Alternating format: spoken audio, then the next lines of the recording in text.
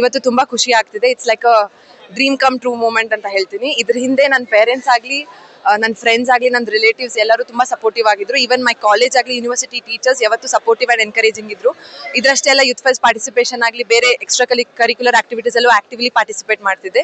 So it's been a great moment. So hard work ಅಂದರೆ ನಾನು consistent ಆಗಿ ಓದ್ತಿದ್ದೆ. ಲೈಕ್ ಎಕ್ಸಾಮ್ಸ್ ಆಗಲಿ ಇದು ಬಂದಾಗ ನನಗೆ ಒಂದೇ ಅನ್ಸುತ್ತೆ ಅಂದರೆ ಕನ್ಸಿಸ್ಟೆಂಟ್ ಆಗಿ ಹಾರ್ಡ್ ವರ್ಕ್ ಮಾಡಿದ್ರೆ ಅದು ನಮ್ಗೆ ಈಸಿ ಆಗುತ್ತೆ, ಯಾವುದೇ ಎಕ್ಸಾಮ್ಸ್ ಆಗಲಿ ಏನೇ ಆಗಲಿ. ಸೊ ಚಿಕ್ಕ ವಯಸ್ಸಿಂದ ಟಾಪರ್ ಆಗಿದ್ದು ಒಂದು ನಾನು ಆಲ್ವೇಸ್ ಲೈಕ್ ಅಂದ್ರೆ ಹೇಳಕ್ಕಂದ್ರೆ 95% ಪ್ಲಸ್ ಇದ್ದಿದ್ದು ಹುಡುಗಿನೇ ನಾನು. ಸೊ ನಮ್ಮ ಅಕ್ಕ ಅಂತಿದ್ಲು, ನೀನ್ ಈಗ ಮಾಡ್ಲಿಲ್ಲ ಅಂದ್ರೆ ಬೇರೆಯವ್ರು ಮಾಡ್ತಾರೆ ನೋಡು, ನಿನಗೆ ಟಾಪರ್ ಆಗೋದು ಮೊದ್ಲಿಂದ ರೂಢಿ ಇದೆ, ಈಗ ನೀನು ಓದ್ಲಿ ಅಂದ್ರೆ ಯಾವತ್ತಾದ್ರೂ ನಾನು ಓದಕ್ ಬೇಸರ ಪಟ್ಕೊಂಡ್ರೆ she is always push me like that. ಮತ್ತೆ ನಮ್ಮ ತಂದೆ ಆಗ್ಲಿ ತಾಯಿ ಆಗ್ಲಿ ಯಾವತ್ತು ತುಂಬಾ ಸ್ಯಾಕ್ರಿಫೈಸಸ್ ಮಾಡಿದ್ದಾರೆ ನಮ್ಮ ಸಲುವಾಗಿ. ಇಬ್ಬರದು ಲೈಕ್ ಗವರ್ಮೆಂಟ್ ಜಾಬ್ಸ್ ಇತ್ತು, ಸಾಕಷ್ಟು ಟ್ರಾನ್ಸ್ಫರ್ಸ್ ಆದ್ರೂ ನಮ್ದು ಎಜುಕೇಶನ್ ಸಲುವಾಗಿ ದೂರ ಇರೋದಾಗ್ಲಿ, ನಮ್ಮ ಜೊತೆನೆ ಯಾವತ್ತು ಹಾಸ್ಟೆಲ್ಗಾಗ್ಲಿ ಏನೂ ಹಾಕಿರ್ಲಿಲ್ಲ ಲೈಕ್ ನಮ್ಮ ಸ್ಕೂಲಿಂಗ್ ಡೇಸ್ ಅಲ್ಲಿ.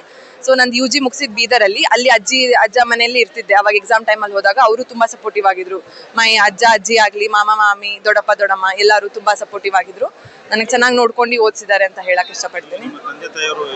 ಕಾಲೇಜ್ ಆಫ್ ಹಾರ್ಟಿಕಲ್ಚರ್ ಬೀದರ್ನ ಡೀನ್ ಆಗಿದ್ದಾರೆ.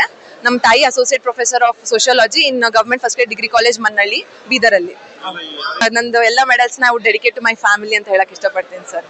ತುಂಬಾ ಇನ್ಸ್ಪೈರಿಂಗ್ ಆಗಿ ನಮಗೆ ಯಾವತ್ತು ಇದು ಮಾಡಿದ್ದಾರೆ. So thank you so much.